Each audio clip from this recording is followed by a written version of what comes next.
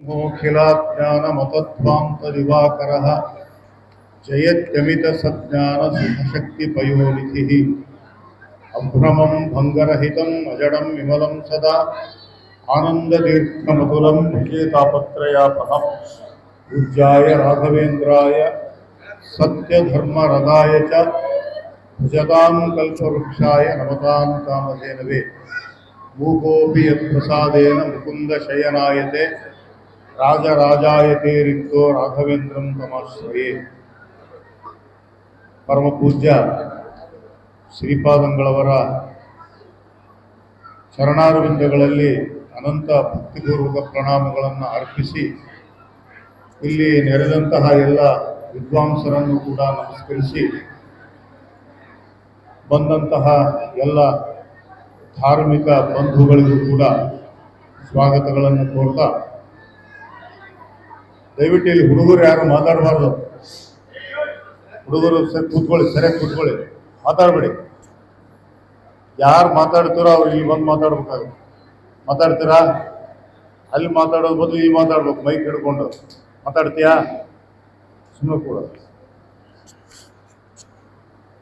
ಒಂದೆರಡು ಮಾತುಗಳು.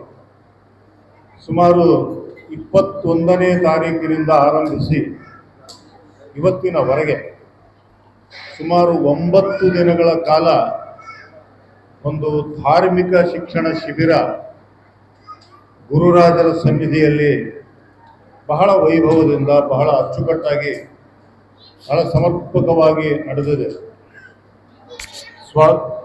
ಈ ಕಾರ್ಯಕ್ರಮವನ್ನು ಆರಂಭಿಸುವಾಗ ನಮ್ಮ ಸುಬೋಧಾಚಾರ್ಯರು ಹೇಳಿದರು, ಇದೊಂದು ಧಾರ್ಮಿಕ ಶಿಕ್ಷಣ ಶಿಬಿರ ನಡೆದಿದೆ,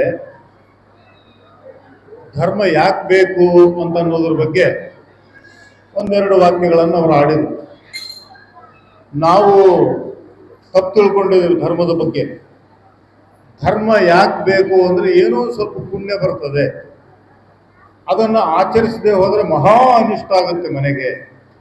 ಆದ್ದರಿಂದ ಏನೋ ಒಂಚೂರು ಕಾಟಾಚಾರಕ್ಕೆ ಸ್ವಲ್ಪ ಸಂಧ್ಯಾ ವಂದನೆ ಮಾಡಿಬಿಡೋದು, ಒಂದು 4 ಬಂದರೆ ಒಂದು ಸ್ತೋತ್ರಗಳನ್ನು ಮಾಡು, ಸ್ತೋತ್ರಗಳನ್ನು ಹೇಳು, ಸಾಕು ನಡಿ.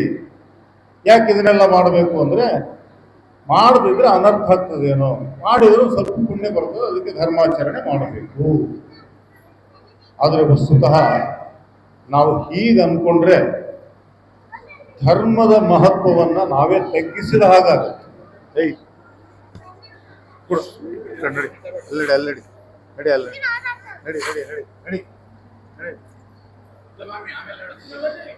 ನಾವೇ ತಗ್ಗಿಸಿದ ಹಾಗಾಗುತ್ತೆ. ಪೇಜಾವರ ಶ್ರೀಗಳು ಒಂದು ಮಾತು ಹೇಳ್ತಿರ್ತಾರೆ ಯಾವಾಗಲೂ. ಅದೇನಂತಂದ್ರೆ, ಲಂಕಾಪಟ್ಟಣ ನಿಮಗೆಲ್ಲ ಗೊತ್ತು. ಆ ಲಂಕಾಪಟ್ಟಣದಲ್ಲಿ 3 ಜನ ಸಹೋದರರಿದ್ರು, 3 ಜನ ಅಣ್ಣ ತಮ್ಮಂದಿರಿದ್ರು. ಹೇಳ್ತೆ ಯಾರ್ಯಾರು ಅಂತ. ಲಂಕಾಪಟ್ಟಣ ಗೊತ್ತಾ? ರಾವಣನ ಕಥೆ ಗೊತ್ತಾ?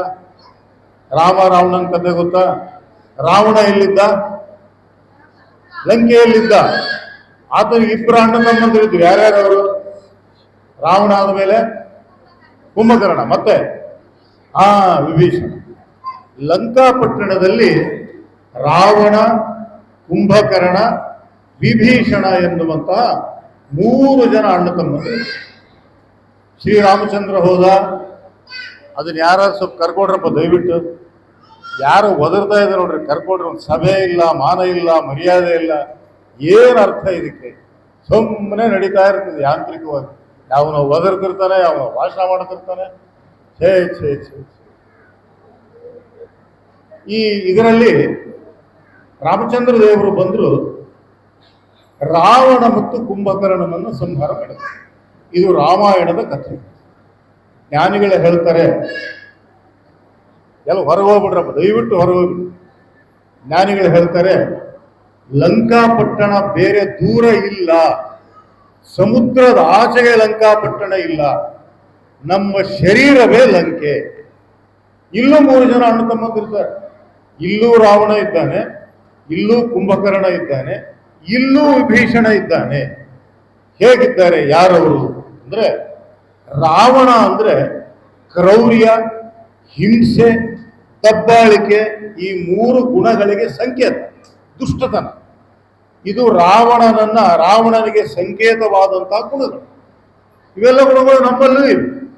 ಸಮಯ ಬಂದಾಗ, ಸಂದರ್ಭ ಬಂದಾಗ ನಾವು ಕ್ರೂರಿಗಳಾಗ್ತೇವೆ, ನಾವು ದಬ್ಬಾಳಿಕೆ ಮಾಡ್ತೇವೆ, ನಾವು ಅನ್ಯಾಯ ಮಾಡ್ತೇವೆ. ಹಾಗಾಗಿ ನಮ್ಮ ಶರೀರ ಎನ್ನುವ ಲಂಕಾಪಟ್ಟಣದಲ್ಲಿ ರಾವಣನು ಕೂಡ ಹೋಯ್ತು. ಕುಂಭಕರ್ಣ ತಮಗೆಲ್ಲ ಗೊತ್ತಿರೋ ಹಾಗೆ ಯಾವಾಗಲೂ ತಿಂತಿದ್ದ, ಯಾವಾಗಲೂ ಮಲಗ್ತಿದ್ದ. ಅಂತ ರಾಜಸ ಗುಣದ ಸಂಕೇತ. ರಾವಣ ತಾಮಸ ಗುಣದ ಸಂಕೇತ ಆದರೆ ಕುಂಭಕರ್ಣ ರಾಜಸ ಗುಣದ ಸಂಕೇತ. ಆ ಗುಣಗಳು ನಮ್ಮಲ್ಲಿವೆ. ನಾವು ತಿಂತೀವಿ, ನಾವು ಮಲಗ್ತೀವಿ, ನಮ್ಮೆಲ್ಲ ಕರ್ತವ್ಯಗಳನ್ನು ಬಿಟ್ಟು ಸೋಮಾರಿತನದಲ್ಲೇ ಹೆಚ್ಚು ಕಡಿಮೆ ನಮ್ಮ ಆಯುಷ್ಯವನ್ನು ನಾವು ಕಳಿತೀವಿ. ಹಾಗಾಗಿ ನಮ್ಮ ಶರೀರವೆಂಬ ಲಂಕಾಪಟ್ಟಣದಲ್ಲಿ ಕುಂಭಕರ್ಣನೂ ಕೂಡ ಇದ್ದ. ಆದರೆ ಅದೃಷ್ಟವಶಾತ್ ನಮ್ಮಲ್ಲಿ ಒಬ್ಬ ವಿಭೀಷಣನೂ ಇದ್ದಾನೆ. ವಿಭೀಷಣ ಅಂದ್ರೆ ಭಗವದ್ಭಕ್ತ. ರಾವಣನ ಸಂಹಾರದ ನಂತರದಲ್ಲಿ ಶ್ರೀರಾಮಚಂದ್ರ ವಿಭೀಷಣನಿಗೆ ಪಟ್ಟ ಕಟ್ಟಿದ. ಹಾಗೆ ನಮ್ಮಲ್ಲೂ ಕೂಡ ಒಬ್ಬ ವಿಭೀಷಣ ಇದ್ದಾನೆ. ನಮ್ಮಲ್ಲೂ ಕೂಡ ಆಗಾಗ ಸತ್ವಗುಣ ಪ್ರಚುರವಾಗ್ತಾ ಇರುತ್ತೆ, ಒಳ್ಳೆ ಸ್ವಭಾವ ಅಭಿವ್ಯಕ್ತವಾಗ್ತಾ ಇರುತ್ತೆ. ನಮ್ಮಲ್ಲೂ ಸಾತ್ವಿಕ ಗುಣ ನಮ್ಮಲ್ಲೂ ಇದೆ. ಆದರೆ ಆ ಸಾತ್ವಿಕ ಗುಣಕ್ಕೆ ನಮ್ಮಲ್ಲಿ ಜಾಸ್ತಿ ಜಾಗ ಕೊಟ್ಟಿಲ್ಲ. ಯಾಕೆಂದ್ರೆ ಅಲ್ಲಿ ಲಂಕಾಪಟ್ಟಣದಲ್ಲಿ ರಾವಣ ಮತ್ತು ಕುಂಭಕರ್ಣ ಇಬ್ಬರು ಸೇರಿ ವಿಭೀಷಣನನ್ನು ಹೊರಗೆ ಹಾಕಿದ್ರು. ಇಲ್ಲಿ ನಮ್ಮ ಶರೀರದಲ್ಲೂ ಕೂಡ ಸತ್ವ ತಾಮಸ ಗುಣ ಮತ್ತು ರಾಜಸ ಗುಣ ಇಬ್ಬರೂ ಅಣ್ಣ ತಮ್ಮಂದರು ಸೇರಿ ಸಾತ್ವಿಕ ಗುಣವಾಗಿರ್ತಕ್ಕಂಥ ವಿಭೀಷಣನನ್ನ ಹೊರಗೆ ಹಾಕಿದ್ರು. ಸತ್ವಗುಣ ನಮ್ಮಲ್ಲಿದ್ದರೂ ಕೂಡ ಆ ವಿಭೀಷಣ ಮರೆಯಲ್ಲಿದ್ದಾನೆ. ಆ ಇಬ್ಬರು ಅಣ್ಣ ತಮ್ಮಂದರು ಕೂಡ ಅದನ್ನು ಮರೆಮಾಚಿದ್ದಾರೆ ನಮ್ಮ ಶರೀರದಲ್ಲಿ. ಆ ಸಾತ್ವಿಕ ಗುಣ ಅಭಿವೃದ್ಧಿ ಹೊಂದಬೇಕು ಅಂತಂದ್ರೆ ನಾವು ಧರ್ಮಾಚರಣೆಯನ್ನ, ಧಾರ್ಮಿಕತೆಯನ್ನ, ಅನುಷ್ಠಾನವನ್ನು ನಾವು ಹೆಚ್ಚೆಚ್ಚು ಮಾಡಿದಷ್ಟು ಕೂಡ ನಮ್ಮಲ್ಲಿರ್ತಕ್ಕಂಥ ಸತ್ವಗುಣ ಉದ್ರಿಕ್ತವಾಗುತ್ತೆ, ಪ್ರಚುರವಾಗುತ್ತೆ. ಸರಿ, ಆದರೆ ಏನ್ ಲಾಭ ಅಂತಂದ್ರೆ ಶ್ರೀರಾಮಚಂದ್ರ ದೇವರು ವಿಭೀಷಣನನ್ನ ಕರೆದು ಪಟ್ಟ ಕೊಟ್ಟಂತೆ, ರಾಜ್ಯಕ್ಕೆ ಪಟ್ಟಾಭಿಷೇಕ ಮಾಡಿದಂತೆ ನಮ್ಮನ್ನೂ ಕೂಡ ಭಗವಂತ ತಮ್ಮ ಹೃದಯ ಸಿಂಹಾಸನದಲ್ಲಿ ಕೂಡಿಸಿ ಪಟ್ಟಾಭಿಷೇಕ ಮಾಡ್ತಾನೆ. ನಾವು ಕೂಡ ಭಗವಂತನ ಪ್ರೀತಿಗೆ ಪಾತ್ರರಾಗ್ತೇವೆ.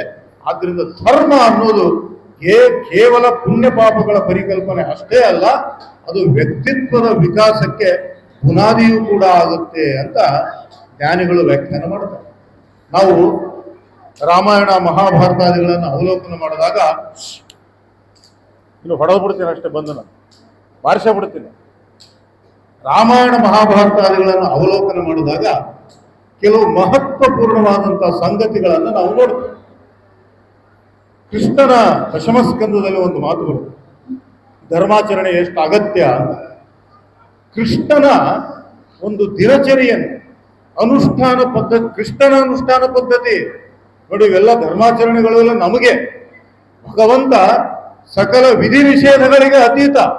ಭಗವಂತ ಏನು ಮಾಡತಕ್ಕಂಥ ಅವಶ್ಯಕತೆನೇ ಇಲ್ಲ. ಕೃಷ್ಣ ಗೀತೆಯಲ್ಲಿ ಕೃಷ್ಣ ಪರಮಾತ್ಮ ಒಂದು ಮಾತಾಡ್ತಾನೆ, ನಮೇ ನಮೇ ನಮೇ ಪಾರ್ಥಾಸ್ತಿ ಕರ್ತವ್ಯಂ ತ್ರಿಶುಲೋಕೇಶ ಕಿಂಚನ. ಪಾರ್ಥನಿಗೆ ಹೇಳ್ತಾನೆ ಅರ್ಜುನ, ಕೃಷ್ಣ ಹೇಳ್ತಾನೆ ಅರ್ಜುನನಿಗೆ, ಪಾರ್ಥ, 3 ಲೋಕದಲ್ಲಿ ನಾನು ಮಾಡಬೇಕಾದದ್ದು ಏನೂ ಇಲ್ಲ. ಯಾಕಂದ್ರೆ ಇಡೀ ಜಗತ್ತೇ ಪರಮಾತ್ಮನ ಕೈಯಲ್ಲಿದೆ. ಪರಮಾತ್ಮನ ಸಂಕಲ್ಪಕ್ಕೆ ತಕ್ಕಂತೆ ಈ ಜಗತ್ತು ಕುಣಿತದೆ. ಅದರಿಂದ ಪರಮಾತ್ಮ ಮಾಡೋದು ಏನೂ ಇಲ್ಲ. ಆದರೂ ಕೂಡ ಜಗತ್ತು ಸರಿ ದಾರಿಯಲ್ಲಿ ನಡೀಲಿ ಅನ್ನೋ ಉದ್ದೇಶದಿಂದ ಪರಮಾತ್ಮನು ಕೂಡ ಲೋಕ ಶಿಕ್ಷಣಕ್ಕೋಸ್ಕರವಾಗಿ ಇದನ್ನೆಲ್ಲ ಅನುಷ್ಠಾನಾದಿಗಳನ್ನ ಜಗತ್ತಿಗೆ ತೋರಿಸಿದ್ದಾನೆ.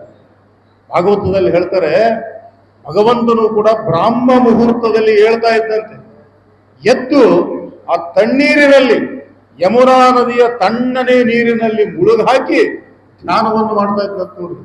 ಬ್ರಾಹ್ಮೆ ಮುಹೂರ್ತೆ ಚೋತ್ಥಾಯ ವಾರ್ಯುಪಸ್ಪೃಶ್ಯ ಮಾಧವ ದಧ್ಯೌ ಪ್ರಸನ್ನಕರಣ ಸ್ವಾತ್ಮಾನಂ ತಮಸಪರಂ. ನೋಡಿ, ಅಲ್ಲಿರ್ತಕ್ಕಂಥ ಒಂದೊಂದು ಮಾತನ್ನು ಕೂಡ ನಾವು ಗಮನಿಸಬೇಕು. ವಾರ್ಯುಪಸ್ಪೃಶ್ಯ ಮಾಧವ, ಆ ತಣ್ಣನೆಯ ವಾತಾವರಣದಲ್ಲೂ ಕೂಡ ಆ ತಂಪು ನೀರಿನಲ್ಲಿ ಮುಳುಗಿ ಭಗವಂತನು ಕೂಡ ತನ್ನ ಅನುಷ್ಠಾನಗಳನ್ನೆಲ್ಲ ಮಾಡ್ಕೊಳ್ತಾ ಇದ್ದಾನೆ. ಈ ಕಡೆ ರಾಮಾಯಣಕ್ಕೆ ಬನ್ನಿ, ಇದೆಲ್ಲ ಬಹಳ ಪ್ರಸಿದ್ಧವಾಗಿರ್ತಕ್ಕಂಥ ಶ್ಲೋಕ. ವಿಶ್ವಾಮಿತ್ರ ಋಷಿಗಳು ಕಾಡಿನಲ್ಲಿ ಮಲಗಿದ್ದಂತ ರಾಮನನ್ನು ಎಬ್ಬಿಸ್ತಾರೆ. ಕೌಸಲ್ಯ ಸುಪ್ರಜಾ ರಾಮ ಪೂರ್ವ ಸಂಧ್ಯಾ ಪ್ರವರ್ತತೆ. ಉತ್ತಿಷ್ಟ ನರಶಾರ್ದೂಲ ಕರ್ತವ್ಯಂ ದೈವಮಾನ್ಯಿತ. ನೋಡಿ, ವಿಶ್ವಾಮಿತ್ರ ಋಷಿಗಳು ಹೇಳಪ್ಪ ರಾಮ, ಬಿಸಿ ಬಿಸಿ ಹಾಲು ತಯಾರಿದೆ, ಚಹಾ ತಯಾರಿದೆ, ಕುಡಿ ಅಂತ ಹೇಳಲಿಲ್ಲ ಅವರು. ಕೌಸಲ್ಯ ಸುಪ್ರಜಾ ರಾಮ ಪೂರ್ವಾ ಸಂಧ್ಯಾ ಪ್ರವರ್ತತೆ ಉತ್ತಿಷ್ಠ ನರಶಾರ್ದೂಲ ಕರ್ತವ್ಯಂ ದೈವಮಾನ್ಯ. ರಾಮ ಹೇಳಪ್ಪ, ನಿನ್ನ ದಿನನಿತ್ಯದ ದಿನಚರಿಯನ್ನು ಪ್ರಾರಂಭಿಸಬೇಕಾಗಿದೆ, ಆದ್ರಿಂದ ಎದ್ದೇಳು ಅಂತ ರಾಮನನ್ನು ವಿಶ್ವಾಮಿತ್ರ ಋಷಿಗಳು ಬಡಿದೆಬ್ಬಿಸ್ತಾರೆ.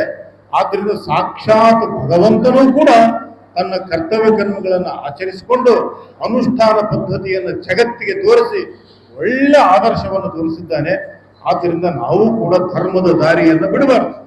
ನೀವೆಲ್ಲ ಈಗ ಆಗಿದ್ದೀರಿ. ನೀವು ಸಂಧ್ಯಾ ವಂದನೆಯನ್ನು ಚೆನ್ನಾಗಿ ಕಲ್ತ್ರಿ, ದೇವರ ಪೂಜೆಯನ್ನು ಚೆನ್ನಾಗಿ ಕಲ್ತ್ರಿ. ಇದರ ಪರಿಣಾಮ ಏನಾಗುತ್ತೆ ಅಂತಂದ್ರೆ ಒಂದು ಒಳ್ಳೆ ಬ್ರಹ್ಮ ತೇಜಸ್ಸು ಬರುತ್ತೆ ನಿಮ್ಗೆ. ಆ ಬ್ರಹ್ಮ ತೇಜಸ್ಸನ್ನು ನಾವು ಕಾಪಾಡಿಕೊಳ್ಬೇಕು, ಅದನ್ನು ಬಿಡಬಾರದು. ಮನುಷ್ಯ 3 ದಿವಸ ಸಂಧ್ಯಾ ವಂದನೆಯನ್ನು ಬಿಟ್ರೆ ತನ್ನ ಬ್ರಾಹ್ಮಣ್ಯವನ್ನು ಕಳ್ಕೊಳ್ತಾನೆ ಅಂತ ಶಾಸ್ತ್ರಗಳು ಹೇಳುತ್ತೆ. 3 ದಿವಸ ಸಂಧ್ಯಾ ವಂದನೆ ಬಿಟ್ರೆ, ನಮಗೆ ಶನಿವಾರ ಇದೆ ಅನ್ನೋದು ಎಷ್ಟೋ ಜನಕ್ಕೆ ಮರ್ತೋಗ್ಬಿಟ್ಟಿರ್ತದೆ, ನೀವು ಸಂಧ್ಯಾ ವಂದನೆ ಬಿಡಿ. ಆದ್ರಿಂದ 3 ದಿನಗಳ ಕಾಲ ಸಂಧ್ಯಾ ವಂದನೆಯನ್ನು ಬಿಡತಕ್ಕಂಥ ಅಪರಾಧವನ್ನು ಮಾಡಲೇಬಾರದು. ಪ್ರತಿನಿತ್ಯವೂ ಕೂಡ ಬ್ರಾಹ್ಮಣ್ಯ ಸಂರಕ್ಷಣೆಗೋಸ್ಕರವಾಗಿ ಗಾಯತ್ರಿ ಜಪವನ್ನು ಮಾಡಲೇಬೇಕು, ಸಂಧ್ಯಾ ವಂದನೆಯನ್ನ ಮಾಡಲೇಬೇಕು. ಅಷ್ಟು ಅದ್ಭುತವಾಗಿರತಕ್ಕಂಥ ಒಂದು ಕ್ರಿಯೆ ಸಂಧ್ಯಾ ವಂದನೆ.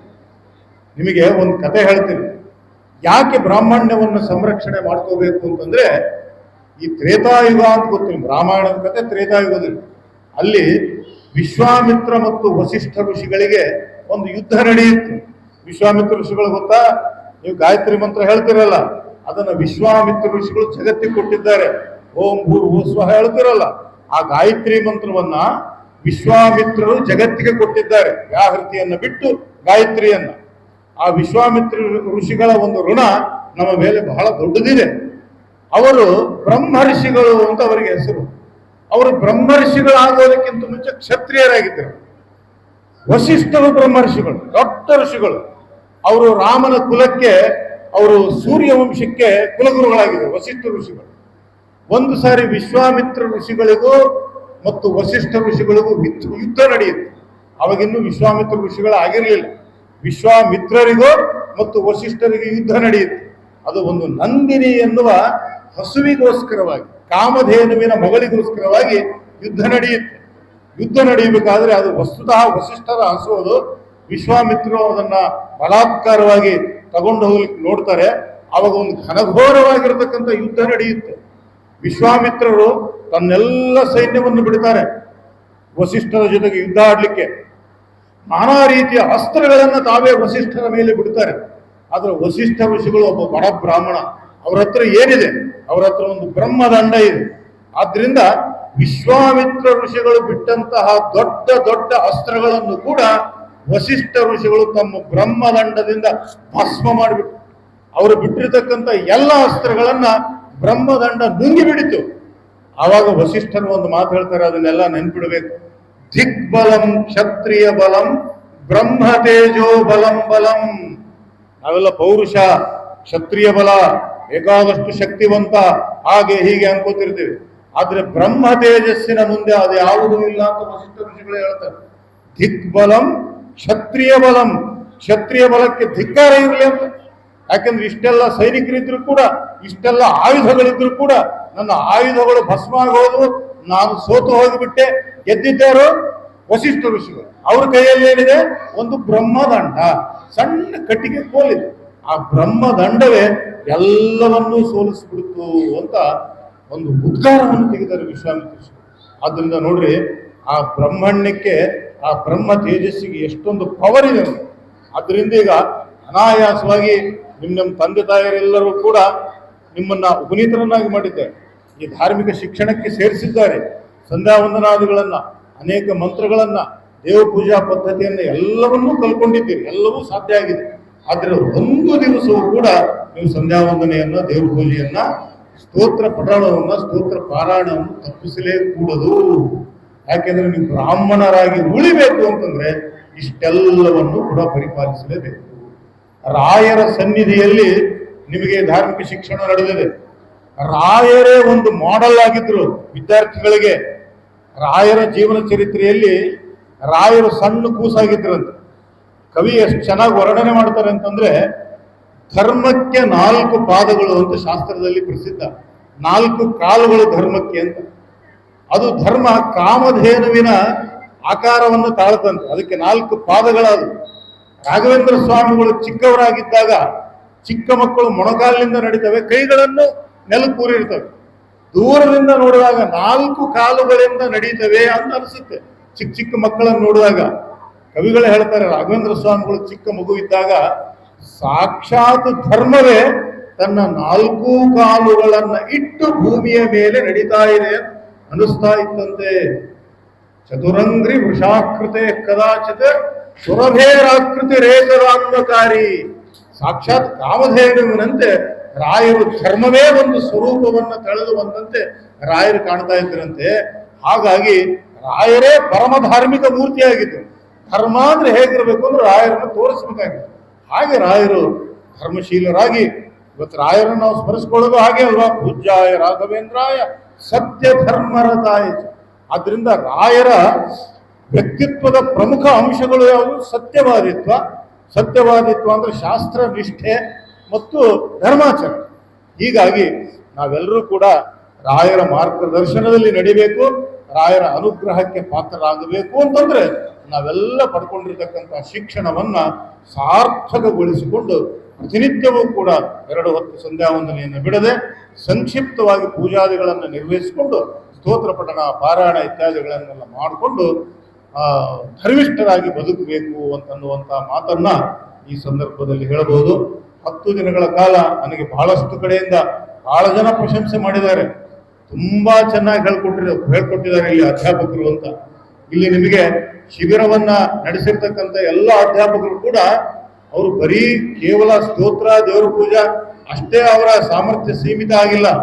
ಅವರೆಲ್ಲರೂ ಕೂಡ ದೊಡ್ಡ ದೊಡ್ಡ ವಿದ್ವಾಂಸರು, ಸುಧಾಮಂಗಳ ಮಾಡಿಕೊಂಡಿರೋರು, ಸುಧಾ ಪರೀಕ್ಷೆ ಕೊಟ್ಟವರು, ಬಹಳ ದೊಡ್ಡ ವಿದ್ವಾಂಸರು ಅವರು.